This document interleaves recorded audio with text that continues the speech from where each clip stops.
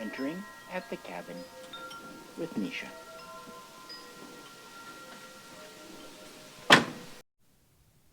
Alright, well, in this fourth episode, kind of wintering at the cabin, it's been very cold outside, and I'm stuck in. I figured a lot of you would be too. Anyway, we looked at a couple of the earliest Kalashnikov videos, and we looked at the earliest AR video. But that's not where the channel began. Actually, quite far from it. Recorded at the beginning of July 2011, our first two videos we published were on SIG guns, although SIG USA. And, well, you know how that went. We've talked about them before in the anniversary video, but we'll revisit them here and now. Now, I'm kind of reading the comments and stuff. One thing, the volume I know on my commentary part was low. I had it cranked up to 100 with the headset microphone, but I'm going to try a different wired mic and see if we get a little bit better volume. That I can try to fix. The comments about me talking over myself, all I can say is, look, have you listened to director's commentary tracks on DVDs? It's kind of the same thing. Also, hey, the original videos are still up on YouTube, so if you'd like to hear that more clearly, well, they're still there. It's not, anything I can do about that. And obviously, I'm editing all these videos myself. I have been for a long time, and I have no way to put in subtitles. Sorry, just part of being blind. So you get what you get. But with that, before we dive into our very first video, if you could, please like, share, and subscribe as usual. And if you'd like to help support us, check out Patreon, live streams, all that good stuff. And now, let's go revisit the very first video on the SIG-Sauer USA 5.51A1 rifle carbine. I received the SIG 5.51A1 about 2 weeks ago, but it's been well over 100 degrees, and finally we just gave up waiting for a cool spell and came out at about 7 p.m. where it's, probably only a mere 102.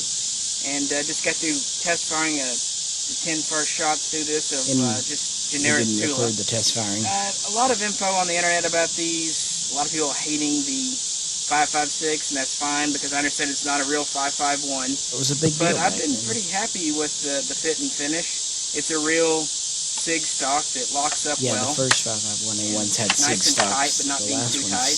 The upper and lower receiver fit together quite tightly.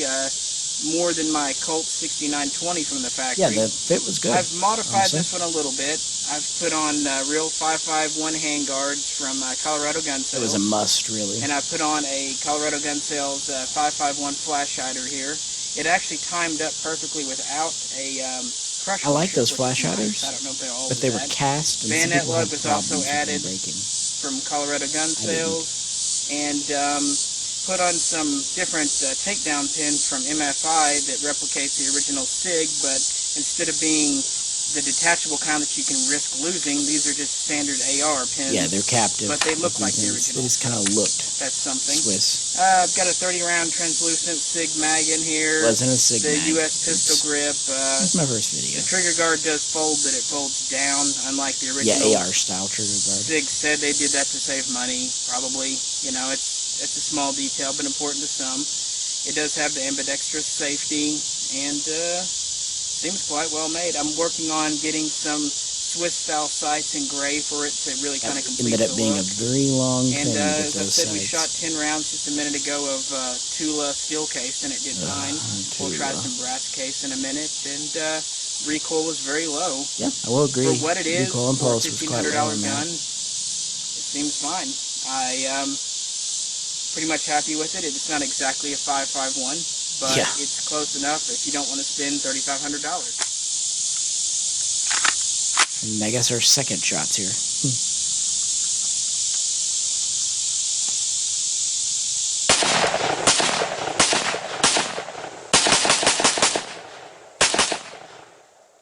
Yep, and that was our first video.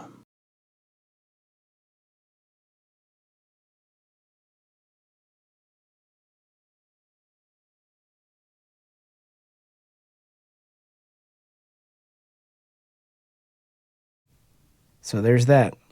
And, you know, in case you needed more cicadas, we used to call them June bugs when I was a kid.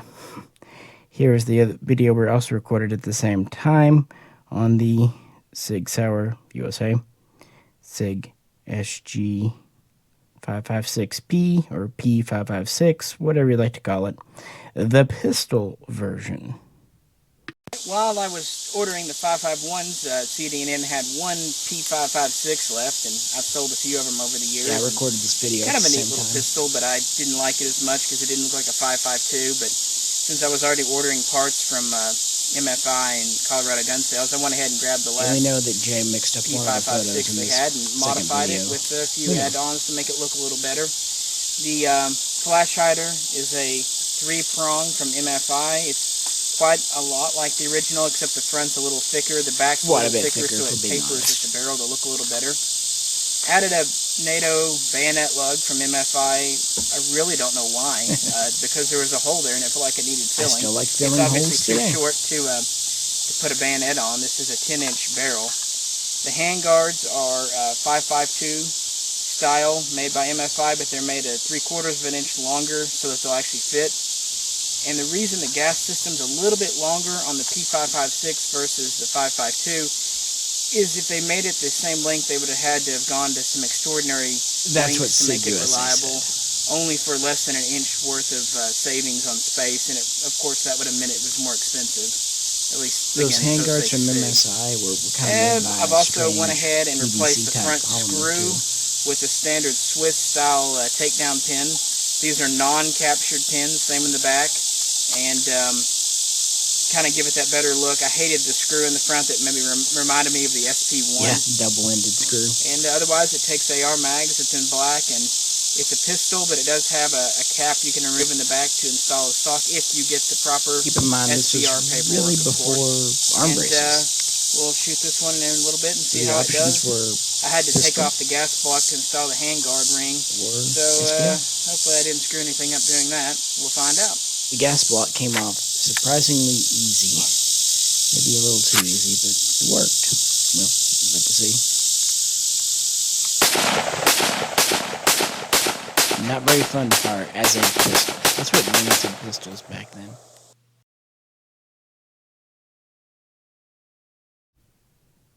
So those were our options really in 2011.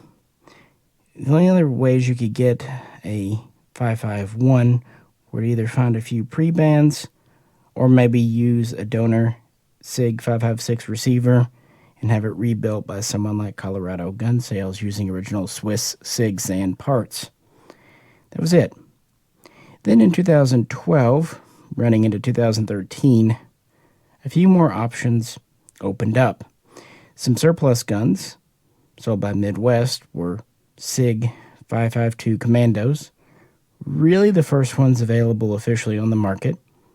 And then M+M, which was Colorado Gun Sales import arm, brought over for the very first time, the very first SG553P pistols. This was the first time that the gun that replaced the 5.52 had ever been offered in semi-automatic form here. And then finally, Mike Ott, not M+M, but MM, Michael's Machines, had some of the surplus police guns. And so those SG551-2 SWATs, sold as carbines, were also quite cool.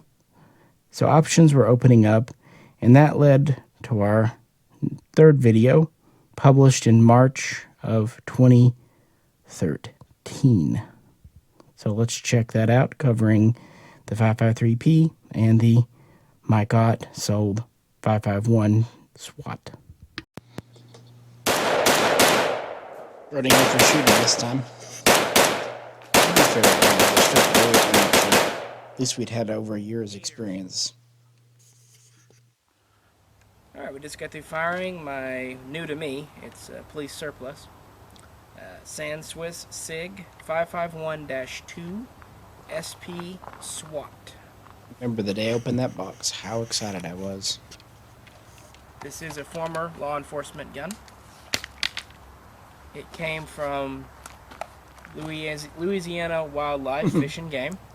Words are hard sometimes. Why they had such wonderful guns, that were so expensive down there, I don't know, but kudos for them. Whoever chose that or however they did it. They weren't the only police department or law enforcement in the U.S. A number of them had those or the 5.52s. Under 250. I think the number I was told was about 245 of these were traded in last year. They were imported by SIG-Sauer, so when they traded them in, they sent them back to SIG-Sauer.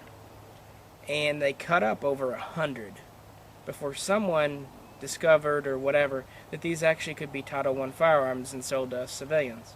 So out of the less than 250, long process, wasn't that less simple, than 150 were basically rescued, and these have been sold for the last about half year by Michael's Machines, owned by Mike Ott out of Illinois. And he was the one that really did all the footwork. He had getting him legal. About 2 dozen left, so he'd worked through about the 100. Into the ATF.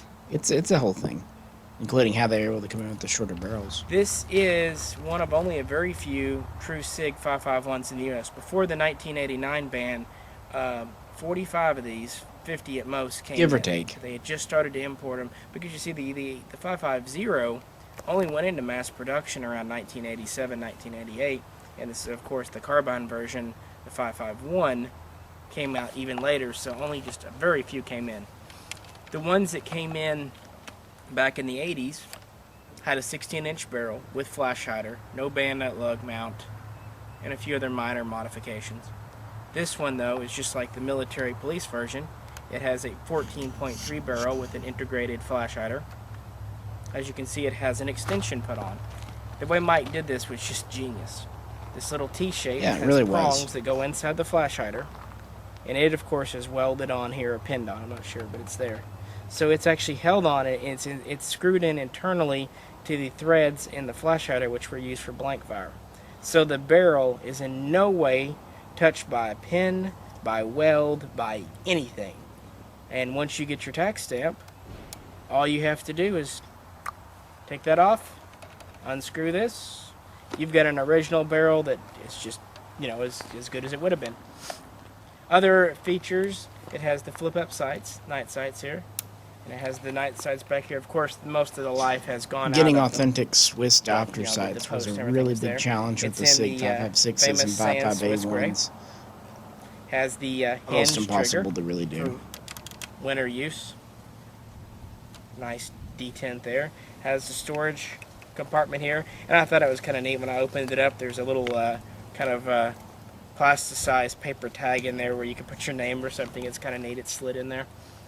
The SWAT version is supposed to have some extra coating on the internals for, salt water, moisture resistance, corrosion resistance. But otherwise, Louisiana bios. Has the flat top here with the mount, nice Swiss crest. Of course, the diopter sights here. Side folding buttstock, which is quite tight. Locks into the handguards very securely. Takes a good pull to get it off. Then locks right in. Takes standard Swiss mags. Those were never pistols, like an by the AK. way. They were always rifles, sides. carbines. This is a sling that also came with it. It's the correct 5.51 type sling. Later style sling, though, with the clips. Standard the 5.51 spring-loaded handguards, clips of course. instead of the Adjustable gas system. Two-position system. You can see in here it has the solid piston, unlike the U.S. ones, which are fluted. Yeah, the U.S. 5.56s had fluted. My first video we ever did was on the 5.51A1. This is a 5.51. Which we just looked at.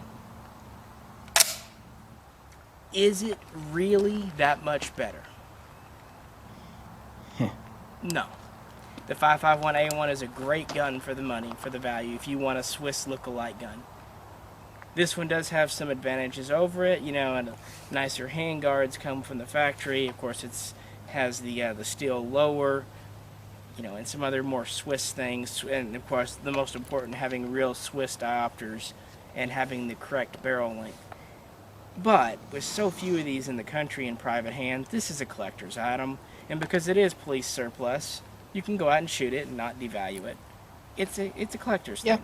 It's a nice gun. I bought one of the nicer ones that MM had, but not the mint ones, because I wanted to shoot it. Very well. I didn't but regret if you're it. also Came a in Swiss looking really collector nice. and want something to stick in the safe that you can still shoot once in a while, it's a great piece. I mean, you know, why not?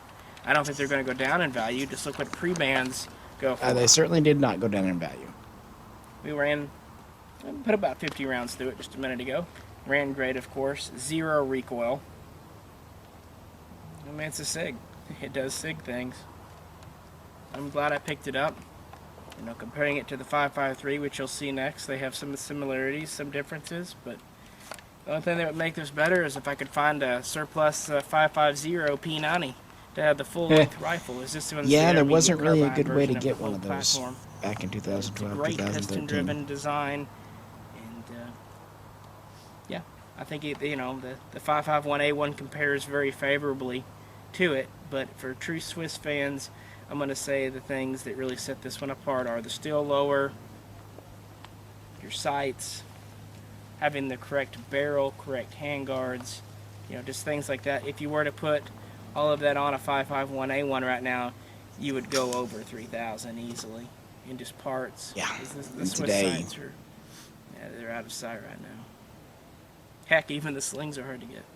Yeah, back then those Swiss sights kind of were a Swiss $600. Next, we're going to have really about the same they are today. Video, but it'll be linked to this on a brand new gun coming up from a friend of mine that's been in development for quite a few years now. Talking about the P57 from Honey Creek. Test fire today, and we'll be talking about that coming up.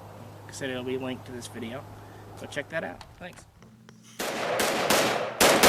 And this was my first 5.53 that any American had, at least that wasn't for our next sample. Swiss gun today, we have an I have to shoot him as a pistol. 5.53P Sporter.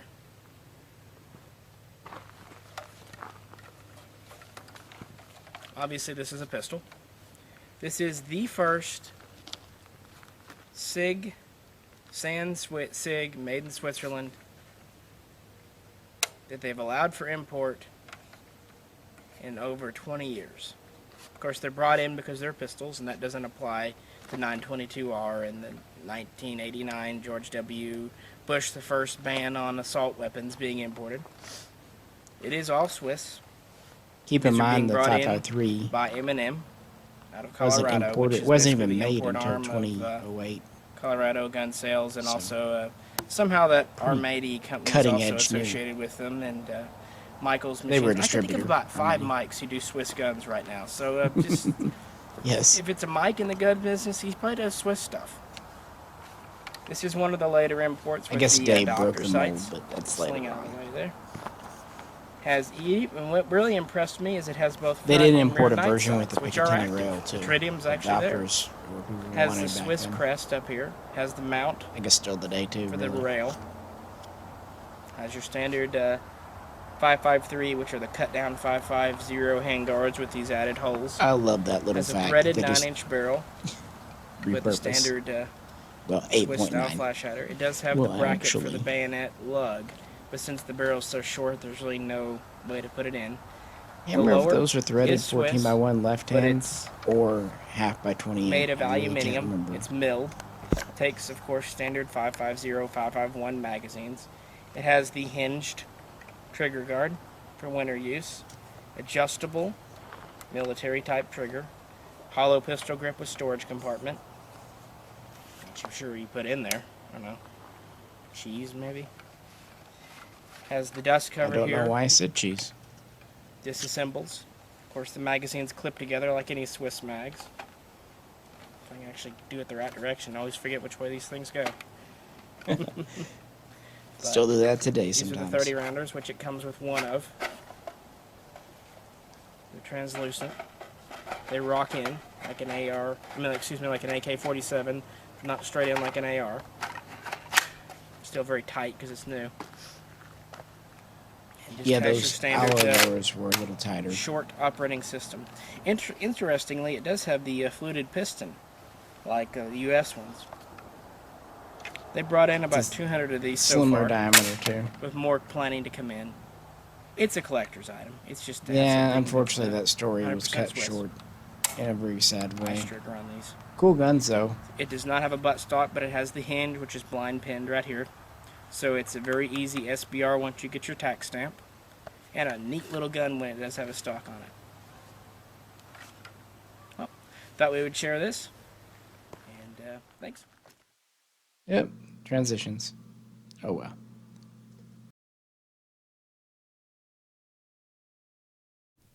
And those were pretty much our SIG options before JDI.